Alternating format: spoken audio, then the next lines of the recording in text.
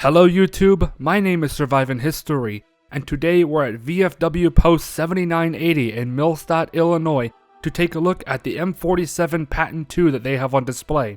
Without further ado, let's get right into it. The story starts in 1948. The United States Department of Defense is in need of a new medium tank to accompany the M46 Patton, while also having superior armor and equivalent firepower to the 90mm M3A1 cannon, all in a 36-ton package. And in 1949, the Detroit Arsenal delivered the T-42. Armed with a brand new T-119 90mm gun, which was an improvement to the M3A1 90mm, the T-42 also had superior armor as required, with homogeneous steel casting reaching 101mm thick at a 60-degree slope on the upper front plate. The T-42 was propelled by a Continental AOS 895 gasoline engine and the General Motors CD500 cross-drive transmission, giving the tank a top speed of 41 miles per hour in good conditions. The T-42 provided valuable experience into the development of the M47, and you can definitely see the similarities if you put them side by side. But I think that's enough about the T-42. Let's hand things over to my good friend Jackson for a short moment, and let him get you guys up to date with the need-to-knows of the tank I put in the thumbnail, the M47 Patton II. Thank you, Surviving History, and thanks for inviting me to this little collaboration. The specifications on the M47 are similar in some fields to the previously mentioned T-42. The M47 weighs 44 tons and is powered by a Continental AV 1795B V12 gasoline engine.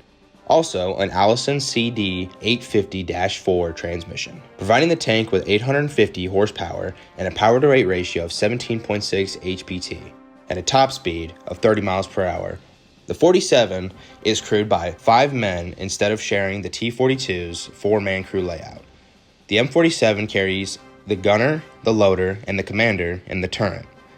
The driver and assistant driver is in the hull. The tank is armed with a 90mm M36 gun with 71 rounds of ammo. And to accompany the M36, the tank used an M12 model visual rangefinder located on either side of the turret. As secondaries, the M47 also has two 30 caliber M1919 machine guns, one in the hull and one in the coax on the main gun.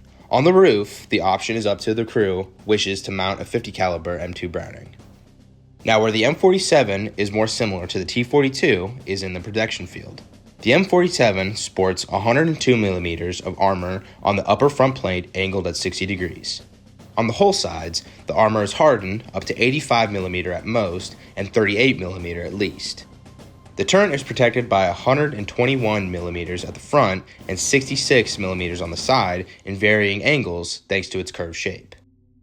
That's about it though when it comes to the specifications on the M47. It's about time that I pass the video back to Surviving History and let him take this to the end zone. By the time the 6 prototypes of the T-42 had been delivered in December 1950, Korea had already been at war for half of the year. In 1951, the M47 was declared frontline ready, and in mid-1952, the first U.S. Armour divisions were equipped with the tank. The M47 saw limited deployment in Korea during the war, though did not see any combat while in service with U.S. Army and U.S. Marine units. Also in 1952, the M47 was delivered to nations allied to the United States under the Mutual Security Agreement Act of 1951, the first in line being Portugal. Later in October, other members of NATO agreed to take in the American M47 and the British Centurion as standard issue armor. Only a year later though, in 1953, the United States Department of Defense labeled the M47 as obsolete following the arrival of the brand new M48 Patton III. Later down the road in 1959, the last M47 was retired from active service with the U.S. Marines. These were replaced by M48s and M103s. Despite retirement in the U.S., the M47 continued to earn its battle stars in conflicts abroad. These include the Suez Crisis of 1956 in the hands of the French, the Six-Day War in the hands of Jordan, with Pakistan in the Indo-Pakistani Wars of 65 and 71, and in the Ogaden War from 77 to 78 with Ethiopia. But if we want to get even closer to the 21st century, the M47 has also seen service with Iran during the Iran-Iraq War, and in one of the most modern instances, during the Battle of Mogadishu, Somalia in 1993. Despite all of these wars and being such an old model, the M47 is still in service with some militaries around the world, either waiting for another fight while in storage in nations such as Italy and Turkey, or in active duty with Iran, or even modernized in examples such as the M47M or the Iranian Sabalan. But I believe that's all we have left to talk about when it comes to the M47 Patton II. I want to extend my gratitude to my supporters, Jackson, Tanks for Me, and Autumn. Your generous contributions allow me to create bigger and better videos for you guys on YouTube. Thank you very much. So without further ado, that'll be all for today. Surviving History, out.